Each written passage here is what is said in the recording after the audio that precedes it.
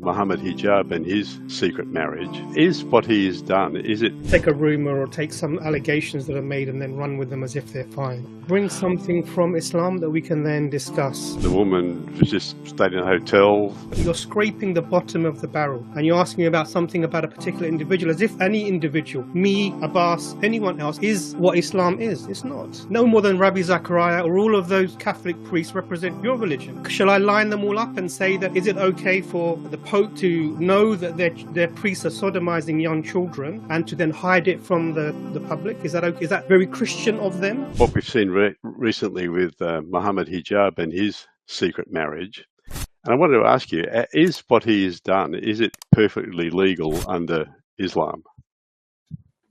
Well, to be honest with you, Frank, I'm really surprised because I don't know about this apart from whatever people are sort of making videos about online.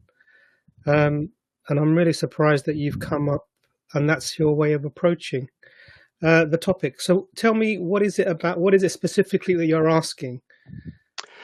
Okay, so because what would be appreciated is just rather than trying to malign another person who we don't know, you can't take a rumor or take some allegations that are made and then run with them as if they're fine.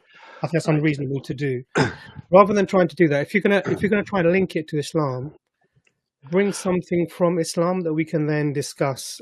So tell me a rule or something about Islam or what you understand about Islamic marriage, and then we can go from there.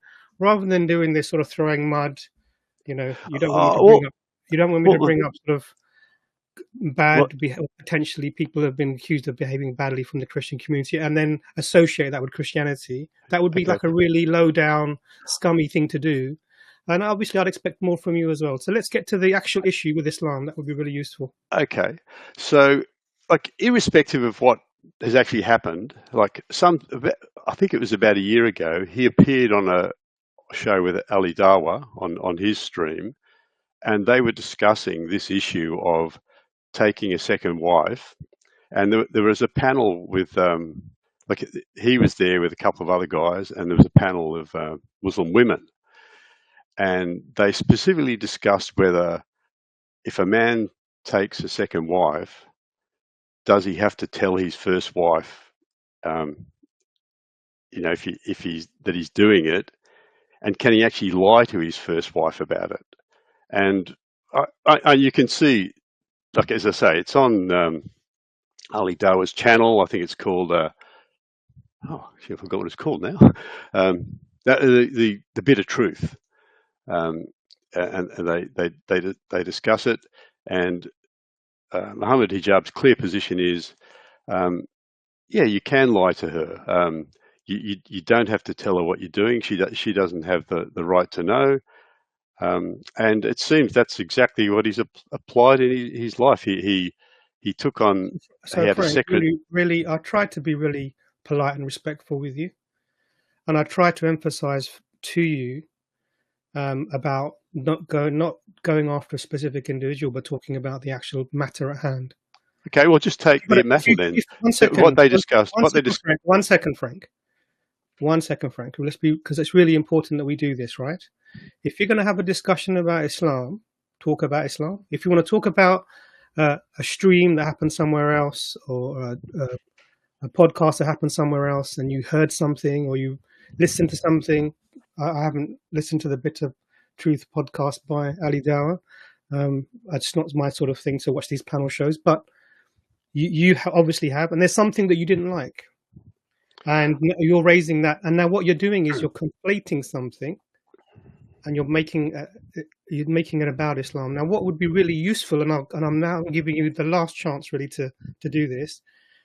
Give me something specific from Islam that you disagree with about marriage, and we can go take it from that point there. Well, I guess there's several things. Number one, is it even right to take a second wife? But is it right to deceive your first wife regarding taking the second wife? Okay, so that's your question, yeah? Yeah. So is it right to take your second wife? The answer to that is yes. Can you deceive your second wife? The first wife. Deceive the first wife about you taking the second wife. Yeah, so can you deceive your first wife? I'm not au fait with all of the rules, but my assumption would be that that's not something that you could do, based on the grounds that you're going to end up in. Because there's something very important in Islam. Do you know how the marriage works? Sorry? Do you know how the marriage works? How the marriage is done? What process is involved? Well, I know the process of marriage. So tell me about it. Tell me how the marriage is conducted in Islam. Tell me about it. Well, apparently, I don't know the rules, but apparently in this one, he told this. No, I'm asking you. No, hang on a sec. Wait a second. No, he, she, it, them. Islam says, or Islam doesn't say, because we're talking about Islam, right? This is all about he and she. Is it? Which he and she are you talking about? Well, for a marriage to happen, you need a man and a woman. Great. So we agree on one thing. So now tell me what happens then. What's the process? He asked her to marry him. She had to get her father's approval. Well, in fact, he was supposed to ask her father for approval. Somehow that approval was got without actually ever discussing face-to-face in person, and went ahead. But then, in spite of being married, the woman was just stayed in a hotel. It was at his convenience. You're talking about, again, you've done, all right, that's fine, Frank. I'm going to have to let you go, because again, you've done the same thing again. You brought nothing from Islam.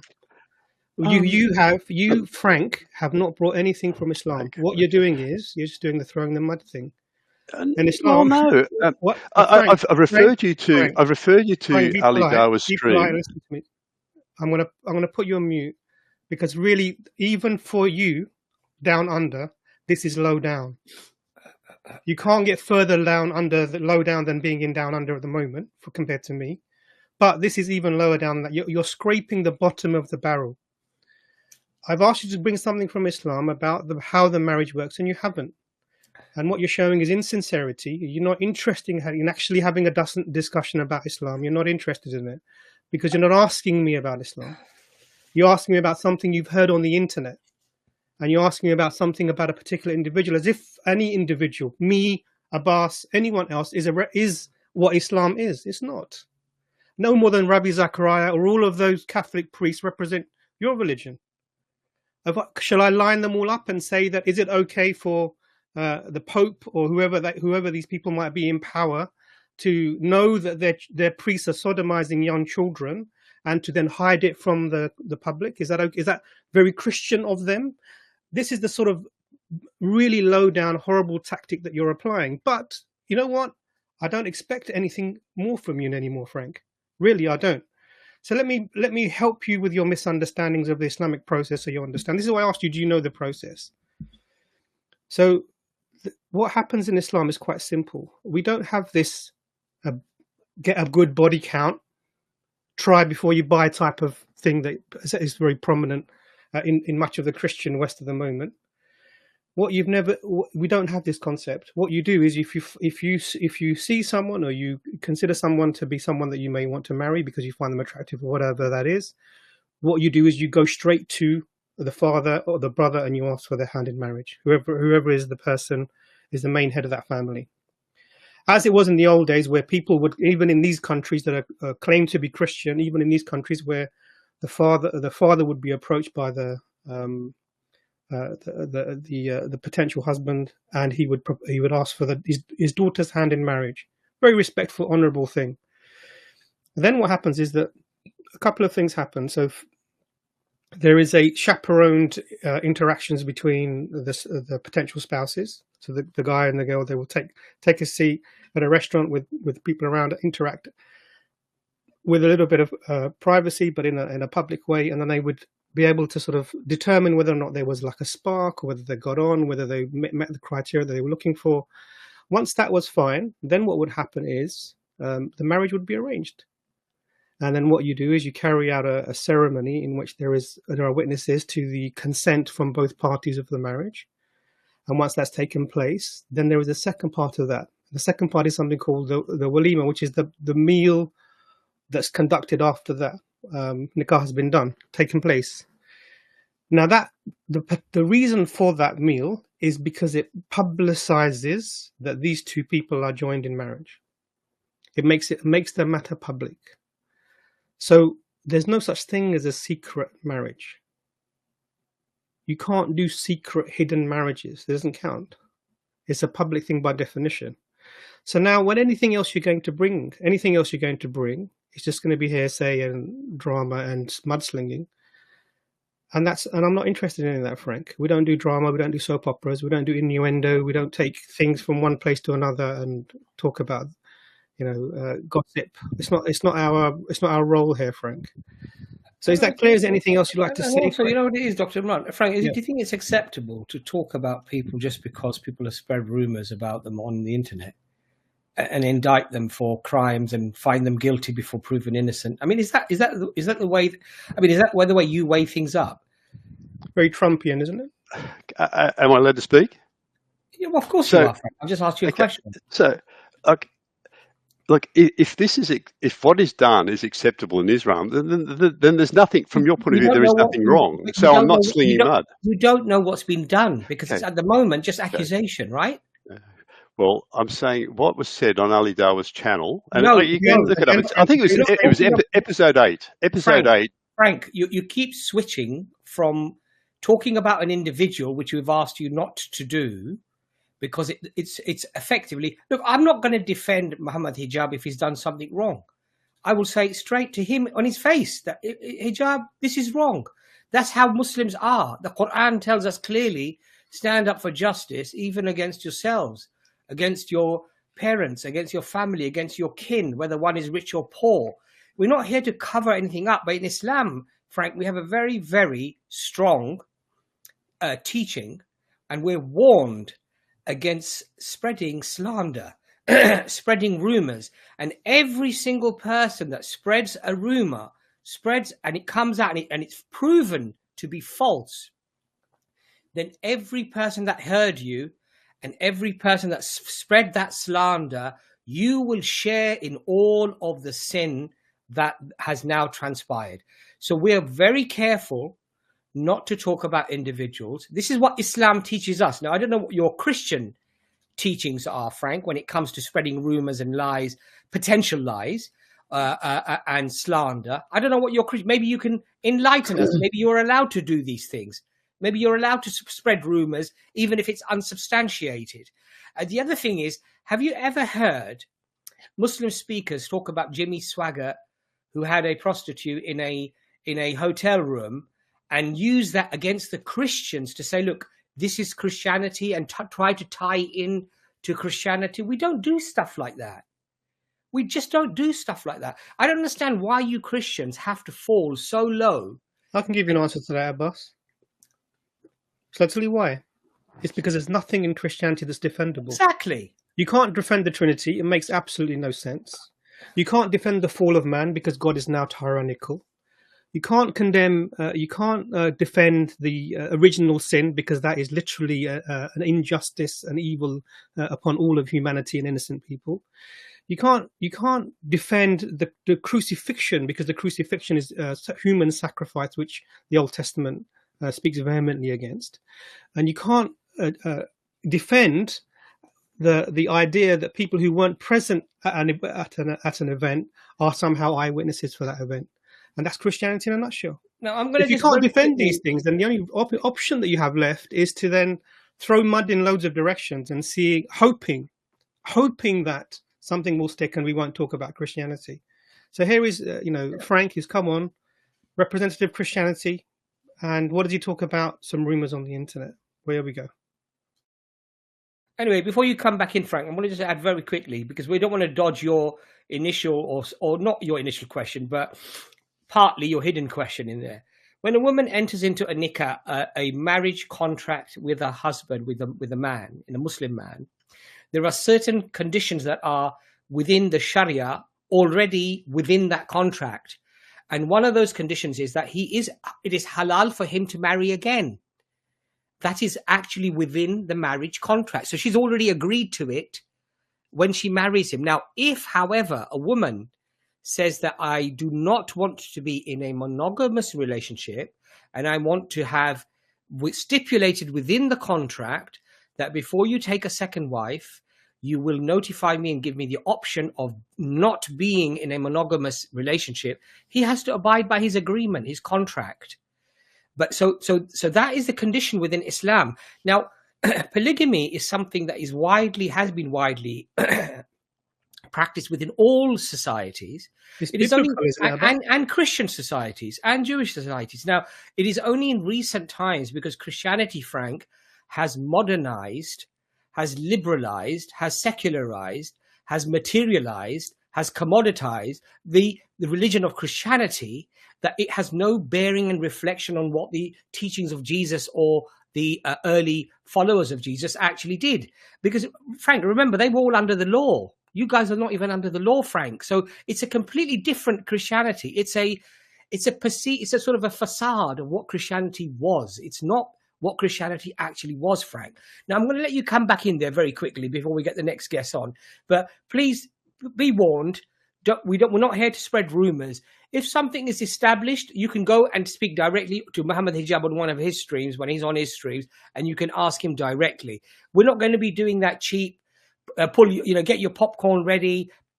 Let's start discussing about people's lives, and let's start judging other. Who has the right to judge anyone anyway, Frank? Anyway, come in there, Frank, and before we get the next guest on. Just a couple of things. You asked about Christians and slander.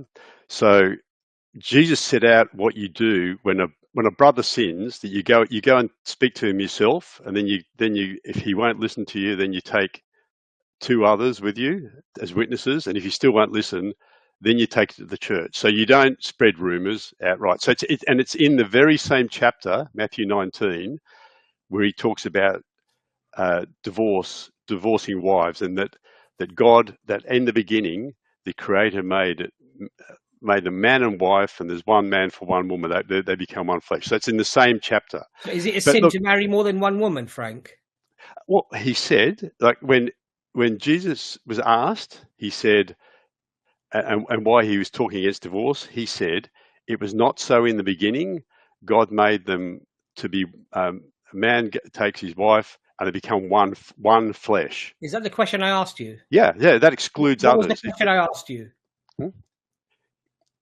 Sorry, can you repeat the question I asked you?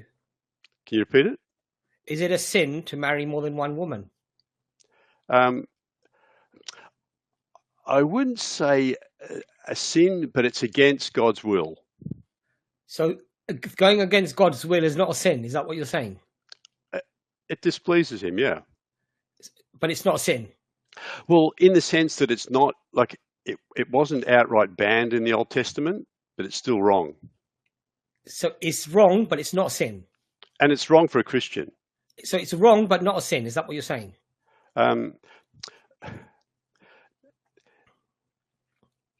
I put it this way: it's so frowned upon. I'd say it's a sin. Frowned upon is not a sin. Is it a sin or not a sin? For us, it's in Islam. We have a clear-cut thing: sinful, not sinful. This may be there are things, of course, that fall within what would be makruh, i.e., undesirable or disliked, but not necessarily haram. But you don't have that distinction, do you, Frank? Well, we do, but see, can you show me where? It's not forbidden in the Old Testament. So is it a sin or not a sin? Well, in that sense, I'd say it's not a sin. Okay. So did Jesus allow did Jesus allow in the Old Testament that a man can marry more than one woman? Well, Jesus said that was not God's intent. Did Jesus allow because Jesus is God as far as you're concerned, so he's part of the Trinity, so he's also part of the author of the Old Testament, and he allowed Solomon to marry, was it 1,000 women? What was it? Something like that? 700 wives and 1,000 concubines. Yeah. Okay. So did Jesus? No, hold on. Did Jesus permit that? Did he allow that? Look, I'm going to tell you what Jesus specifically said. In the Old Testament or the New Testament, Frank? Okay. I can only go on what he said, right? So I'm just going to tell you what he said. In the New Testament, because obviously all those words, you believe in Trinity as a when Jesus is speaking, I'm talking about Jesus, the man on earth, what he said. in the Oh, New so Testament. not in what the he said Gospel. in the Old Testament as part of the triune God. Well, God was displeased with Solomon. That's a whole other issue. He was But displeased with Solomon. yeah, so Was it a in the sin new then? in Matthew 19, it says some Pharisees came to Jesus to test him, and they said, "Is it permissible to divorce your wife for any and every reason?" And Jesus said, "No," and he gave this example, and they said to him, "Then why is it that Moses allowed you to give your wife a certificate of divorce?" And he said, "It's because of your hardness of heart that he allowed this, but it was not so from the beginning." So he specifically says the Creator's intent was it was one man for one wife. You become one flesh. So that precludes having other people come in and be part of your one flesh. So Moses had 2 wives, right? We don't know if they were at the same time. Sorry. Like you're allowed to Sorry? you're allowed to remarry You're, after a wife dies. So are you saying Moses was not married to 2 women at the same time? Well, what evidence is there that he was? Because there's a conversation of Sarah being jealous of That's Abraham, Abbas. No, it's Abraham. Sorry, I beg your pardon. Abraham, I'm talking about. Yeah. So was Abraham married to 2 women at the same time? Yes. Was that sin as well? Well, according to the Bible, he also married Keturah, which is 3. So yeah, that was a mistake. In fact, God, like when you have him taking that wife, that brought about Esau. Frank, how do you talk about prophets with such? I have no, to the life of me, the very best of creation, the most purified of human beings, the ones who are nurtured, the ones who are in Islam. Abraham is mentioned as the Khalilullah, the friend of Allah, close to Allah. Prophet Muhammad, peace be upon him, in reverence and respect, said, our father Ibrahim. He's the father of the religion. I mean, we have such beautiful stories in the Quran of respect and of reverence to the prophets, that these were pure and Allah created them pure, and these were the best of examples for us to lead, and we learn from them and we love them and we want to be resurrected by them. But you Christians describe the prophets as if they're just some Tom, Dick or Harry. They're doing things of their own accord. They do wrong. They were humans. They made mistakes. Mistakes. But Frank, the thing Frank, what you're saying though, and what you attribute to the prophets, like for example, Lot, yes,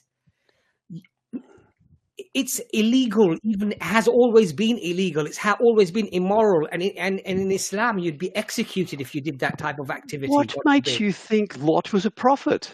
He was a bad man. All right. Anyway, Frank, we've I think answered your question. No, you haven't. Because the original question, and I asked you to go to I've answered the question to you. I said to you, when a woman enters into a marriage contract with a man, there are certain things that she should know what her obligations are and what his obligations are, and there are certain things contractually that she's obliged and he is obliged to keep. And one of those is that Islam has permitted him to marry up to 4 women. And so he can go and marry again. He can go and marry another woman. Now, according to the Sharia, pretty much all the schools agree that it's not desirable to go and have not secret marriage, but a marriage where he's not informed her or whatever. It can never be secret because there has to be witnesses to the marriage. Otherwise, the marriage can't happen. So it's not some, Jimmy Swaggart situation where you get the woman into the hotel room and, you say whatever you say, and then, you do some dodgy things, and then you pretend that you were both praying in the hotel room. It doesn't work like that in Islam. So there has to be witnesses. She has to have a wali. The wali has to give her away. It has to be accepted. Yeah, he cannot. He doesn't have to tell his wife at that stage if he doesn't want to. That's according to the Sharia. Now, the scholars would not advise to do things like this, and there's reasons for that. The main reason would be that just because something is halal doesn't mean you should do it. You should also look at your cultural sensibilities and circumstances of the time, and that if you do such a thing, how will it jeopardize potentially your first marriage? What may have been accepted culturally before. 200, 500 years ago, where the woman found out, oh, he has married again, and she would have just thought, well, okay, it's culturally pretty much normal and accepted, so there wasn't a big fuss. Today it might be seen completely differently in the light of cultural sensibilities. So since you've married a woman from a particular culture, it might be in England, it might be in America, it might be in Europe, then as a man you should also be familiar with how such things may be accepted or not by the woman herself. And she has every option. If he marries again, she has every option to say, look, I don't want to be in this marriage. Unlike Christianity, Frank, because even if he goes and commits adultery and she wants a divorce, only for adultery she can get the divorce, but she can't marry again, can she, Frank? If she marries again, she's in an adulterous relationship. Whereas this woman who divorces the husband because he married again and she doesn't want to be in that marriage, she can go on and she can marry again, Frank. Her life doesn't have to be destroyed. That's the difference. So I think what you're doing, you're comparing apples to oranges, quite frankly. Okay, chalk and cheese. I think also, Frank, coming from a Christian background, I think you need to be a bit more humble and understand your own teachings and understand your own limitations when it comes to divorce and marriage and these type of things. And look at Christian societies today, Frank. If you look at the society within the Western world, it has the highest rate of divorce, highest rate of affairs, highest rate of marriages breaking up and families breaking up. So I really don't think you have you're not on a pedestal giving lectures, quite frankly, to us, Frank, on this. Anyway, I'll let you have the last word, Frank, before you go. Well, it's that question: can a man lie to his first wife about his second wife? No. All right, Frank. Wonderful. Lovely to see you. Great. All the best. Thank you. Take care. Bye.